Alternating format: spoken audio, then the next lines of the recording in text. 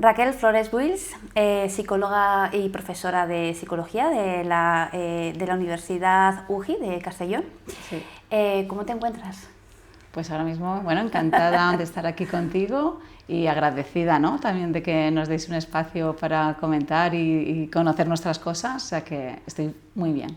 Qué bonita casualidad, te doy la bienvenida a este espacio. Gracias. A mi centro de padres formados, donde nos gusta trabajar, compartir y además hacerlo de una forma también muy abierta para que cualquier persona que escuche esta entrevista tenga acceso a todo tu trabajo, tu especialidad, que además es amplia porque sabes de resiliencia, de duelo, estás especializada también en oncología, tienes una cátedra o diriges o trabajas en una cátedra. Bueno, colaboras, entonces me encantaría que me hablaras un poco en general de cualquier persona que esté escuchando esta entrevista, qué le puede parecer interesante de todo tu trabajo y con qué podemos contribuir al concepto de resiliencia, teniendo en cuenta que las familias tienen inquietudes de cómo ayudar a sus hijos, hijas en etapa infantil, adolescente, para que también fortalecer un poco su interior, ¿no?, desde la educación emocional, así como todo muy amplio, ¿verdad? ¿Qué me puedes contar? Pues mira, nosotros entendemos la resiliencia, ¿no?, como realmente es un proceso que vamos haciendo, ¿no?, durante toda nuestra vida, desde que nacemos, y se hace en base a todas las vivencias que vamos haciendo, de nuestras habilidades o cosas individuales, de las contextuales, de los contextos más cercanos. Y realmente la resiliencia es importante para cualquier tipo de vulnerabilidad, ¿no?, de situación adversa, tanto en nenes que tienen alguna situación específica, como cuando somos más mayores y tenemos que enfrentarnos a una toma de decisión que nos genera mucho estrés, cuando somos, bueno, de cualquier edad y tenemos, ¿no?, nos enfrentamos a un cáncer o a cualquier situación que sea difícil para nosotros, ¿no?, muy difícil. Y por supuesto los padres tienen una función fundamental en diversos aspectos. Uno, porque los niños son esponjitas, todos lo sabemos, y la actitud, la forma de ser de los padres, la resiliencia de los padres, los niños también lo absorben. Y además los padres también tienen unas prácticas educativas, ¿no?, como los docentes. Y con esas prácticas educativas también podemos contribuir a la resiliencia, cómo nuestros hijos se enfrenten a los problemas o a las situaciones difíciles. Por lo tanto, la resiliencia es algo que se puede aplicar en muchas situaciones porque es parte, ¿no?, de nuestra vida, que se genera con aspectos individuales y contextuales, y ahí los padres tenemos mucho que decir y que hacer. Resiliencia es una palabra que a veces damos por hecho que todo el mundo sabe lo que es. Solemos decir que es una forma de enfrentarte a una adversidad y salir fortalecido de ella, pero es un concepto mucho más amplio y más complejo. De una forma sencilla, ¿cómo podemos explicar lo que es la resiliencia, entendiendo que parece que todo el mundo sabe lo que es, pero aún así está bien que alguien nos recuerde el concepto y la profundidad de la palabra, ¿no? ¿Qué es ser resiliente? Yo de hecho has dicho algo, ¿vale? Te iba a decir, nosotros generalmente siempre decimos que no somos resilientes, ¿vale?, ¿no?, sino que estamos o no resilientes. Ajá. Porque resiliencia realmente es un término realmente compuesto, ¿no? Realmente es el cómo nos enfrentamos y depende mucho de las habilidades o fortalezas individuales que tenemos, pero también de apoyos de las redes que tenemos a nivel grupal, ¿no?, contextual. Por lo tanto, yo ante una situación puedo sentirme fuerte, puedo estar preparado o tener los apoyos que requiere, pero a lo mejor en otra situación no. Por eso siempre hablamos de, ante una situación, ¿estoy o no estoy resiliente? Me gusta, igual que hemos quitado etiquetas de eres torpe, eres desordenado, ¿no?, pues igual también no eres resiliente, sino que estás o no estás dependiendo de los apoyos. Y esto, dependiendo del temperamento con el que nacemos, el entorno en el que nos desarrollamos, la familia que nos toca y el apoyo que recibimos de la familia, o cómo yo me siento de apoyado, porque a lo mejor sí que me están apoyando, pero yo no me estoy sintiendo apoyado, claro, por alguna razón. Esa resiliencia se va a desarrollar mejor o peor, dependiendo de qué factores. Pues dependiendo de cómo nos hemos ido desarrollando también, de qué si nos han apoyado, si tenemos un contexto, ¿no?, que nos hace sentir seguros. Es importante que sobre todo cuando somos jovencitos, que nos den voz también, ¿no?, que nos marquen límites, que nos marquen normas. Es decir, es algo que sobre todo es muy contextual, sobre todo cuando somos pequeños y se está desarrollando o estamos aprendiendo, pero también depende, muy contextual, pero también depende de cómo tú lo interiorizas y de cómo te dejan o te permiten ir desarrollando esas habilidades individuales que son fundamentales, ¿no?, esas fortalezas individuales. Entonces, el estilo educativo que quizás más puede favorecer que un niño, niña o adolescente desarrolle su resiliencia, ¿cuál sería? Pues sería un entorno donde ese nene o ese adolescente se sienta seguro, eso es principal, ¿no?, es fundamental, pero también que tengamos una persona que sepamos, ¿no?, que la tenemos ahí, un referente, ¿no?, de si me pasa algo, que me dé seguridad, que yo me sienta apoyado, pero que también me diga las cosas, cuando yo hago algo mal o si yo hago de esto, ¿sabes?, alguien sincero, alguien que me diga lo bueno y lo malo y que me proteja. Los límites que dan seguridad. Claro, para y que son fundamentales, claro, ¿no?, para aprender y ir por el buen camino. Raquel, háblanos de esa cátedra en la que tú colaboras. Pues yo colaboro ya desde hace unos años en la cátedra, se llama CAFO, es una cátedra de oncología y actividad física. Inició como a nosotros generalmente el grosso son mujeres con cáncer de mama, que por desgracia cada vez son mujeres más jóvenes. Y se analizaba el beneficio de lo físico, ¿vale? Luego, bueno, ya con el tiempo ya también tenemos cáncer de próstata, pulmón, y poco a poco se fue viendo que el hecho de venir todas las mujeres, hacen actividad física varias veces por semana, todas juntas, empezamos a ver los beneficios que tenía a nivel psicológico, de ansiedad, de estrés, y entré yo como psicóloga a valorar toda la parte psicológica.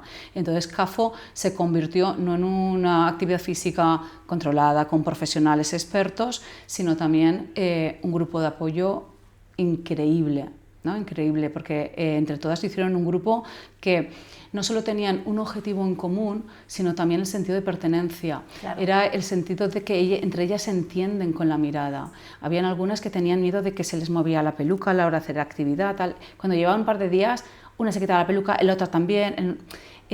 Para ellas es un refugio, para ellas es muchísimo más que esa actividad, ¿no? Y entonces desde que van, pues empiezan a encontrarse mejor en muchos otros aspectos, se sienten más queridas, mejora su autoestima, se empoderan entre todas.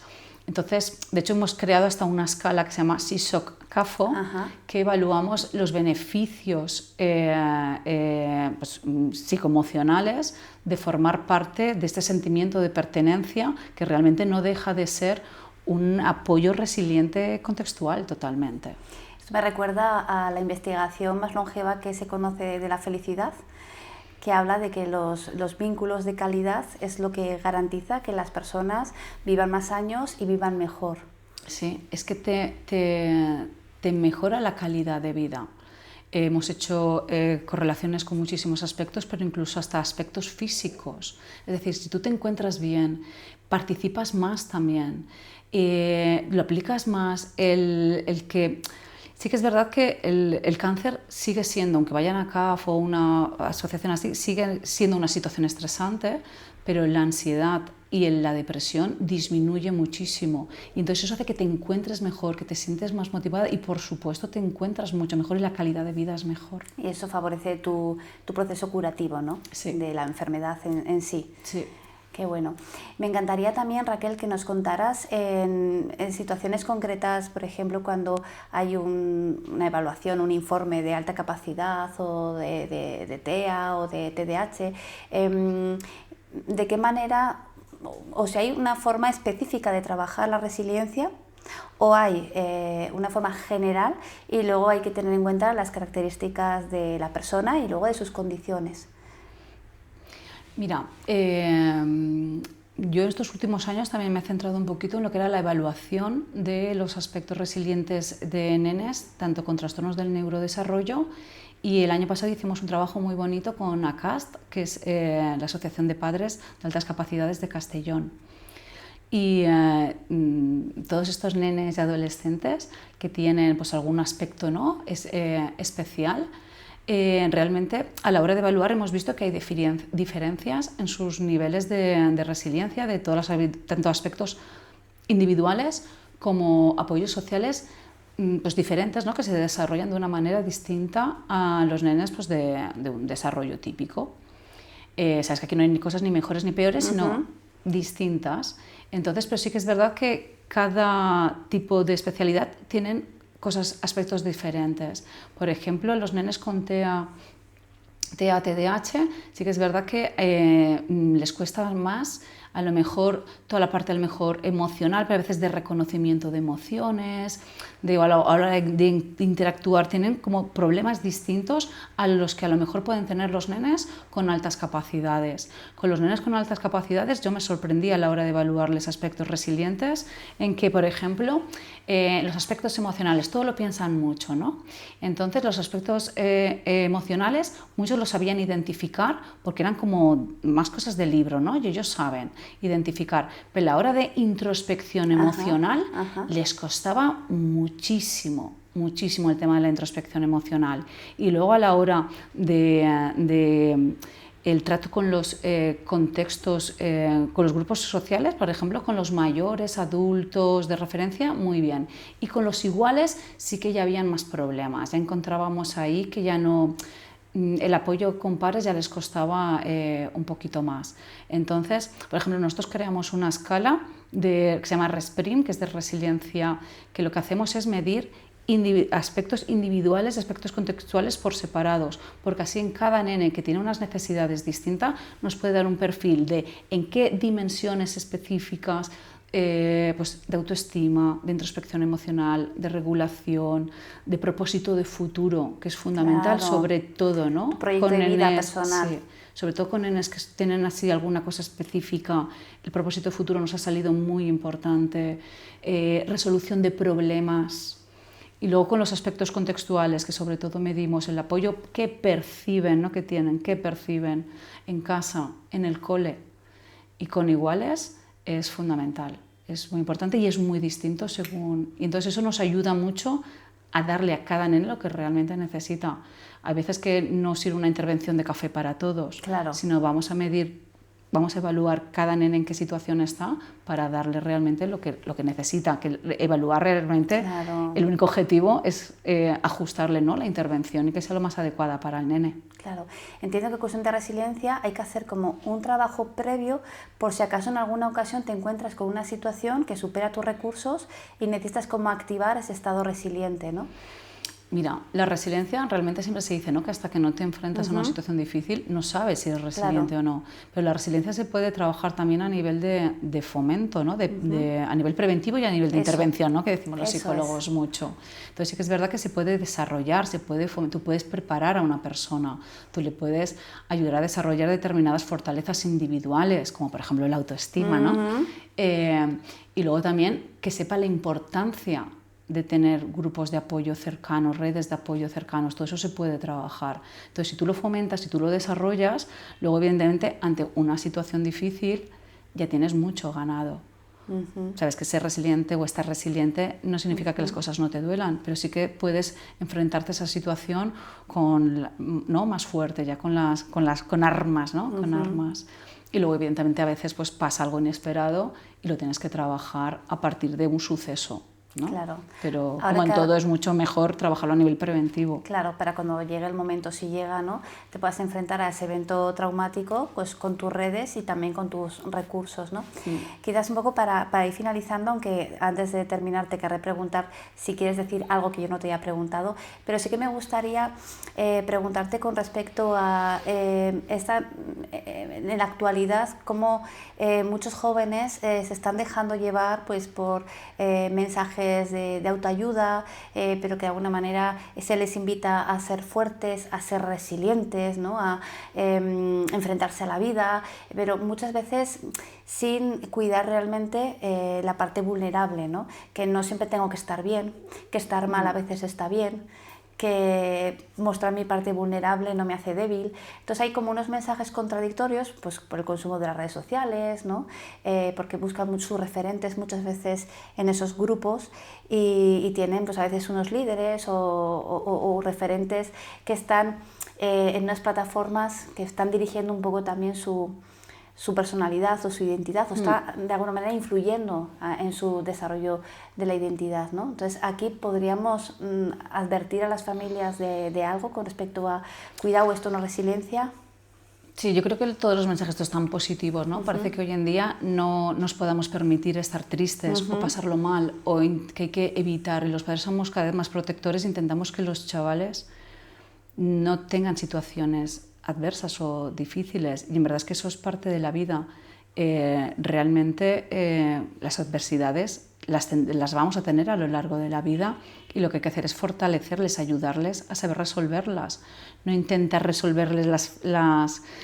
Y sí que es verdad que lo que hay que decirles, ¿no? Es decir, por ejemplo, la tristeza. Yo creo que la tristeza es una de las grandes emociones que nos ayudan a reflexionar sobre nosotros, o muchas de las adversidades que nos vamos encontrando son realmente tipo pruebas no, pero que nos ayudan a crecer, nos ayudan a conocernos. Entonces, más que evitar que pasen por esas situaciones o que estén tristes, lo que hay que hacer es ayudarles, guiarles a que aprendan. Hay que aprender de estar triste, porque se aprende muchísimo sobre nosotros mismos. Es un gran ejercicio de introspección, ¿no?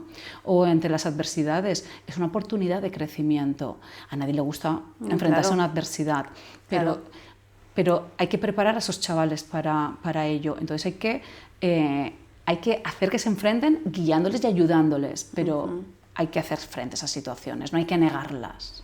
Claro, la dificultad está en que cuando tú ves a un hijo pasar por esos procesos, pues no siempre sabes acompañar algo que te duele tanto, ¿no? Que esa sería como la dificultad o el reto, ¿no? Sí. Claro. Raquel, y por finalizar un poco con esta breve pero desde luego interesantísima entrevista que al final nos has contado muchas cosas y se quedan también como muchos capítulos abiertos para leer, ¿no? Algo que no te he preguntado pero que sí que te parece interesante contarlo para que las personas pues se animen a profundizar un poco en estos temas o a interesarse un poco más sobre alguna cuestión que tú nos quieras compartir. Pues a mí sí que hay bueno, hemos hablado de muchas cosas y tal, pero sí que me gustaría destacar el papel de los profesionales en este aspecto, ¿vale? Porque muchas veces, como mamá, como papás, incluso a mí a veces me pasa, ¿no? Cuando estoy en el lado de mamá, hay veces que dices, ostras, ¿y esto cómo lo hago, no? O cómo. Entonces, el que cuando somos mamás y papás no lo sabemos todo, y hay situaciones de la vida al día a día que no tenemos por qué saber hacerlo. Entonces la importancia de, en estos temas tan delicados e importantes, el siempre acudir a un profesional que nos ayude, nos guíe y poder hacerlo bien, ¿no? O sea, la formación en estos aspectos de los padres por parte de profesionales siempre. Claro, sí, formarnos también como padres y madres para saber hacer esos acompañamientos emocionales, ¿no? Durante la infancia y adolescencia, para que cuando... Que no es fácil, ¿eh? Que no es fácil, no, doy fe. Sí. Qué bueno, Raquel. Pues te agradezco un montón, bueno, pues el que estés aquí, el que se haya dado la casualidad de que estés visitando Pamplona y poder hablar un poco de estos temas que, bueno, aunque se quedan como no hemos profundizado mucho, pero sí invitar a las personas a que, bueno, a que profundicen un poco sobre estos temas de resiliencia, que quizás cuando nos toca es cuando a lo mejor leemos, pero muchas veces hay que leer antes para estar como un poco prevenidos, ¿no? Por lo menos estar sensibilizados con estos temas, porque si no eres tú la que estás pasando por una adversidad, seguramente hay una persona cercana que está viviendo un duelo, que también eres experta en ese tema, ¿no? O una enfermedad, y te toca saber cómo acompañar, ¿no? Que muchas veces decimos cosas como, pues tienes una pérdida y dices, bueno, ya te volverás a quedar embarazada, eso es lo peor que puedes decirle a una mujer que ha perdido un bebé, ¿no? O intentar animarla cuando a lo mejor estar triste es lo mejor que necesita sentir, la tristeza, para hacer su proceso de duelo, ¿no? Totalmente, sí. Bueno, Raquel, pues muchas gracias. Gracias a ti. Un placer. Por este espacio. Hasta otra. Gracias.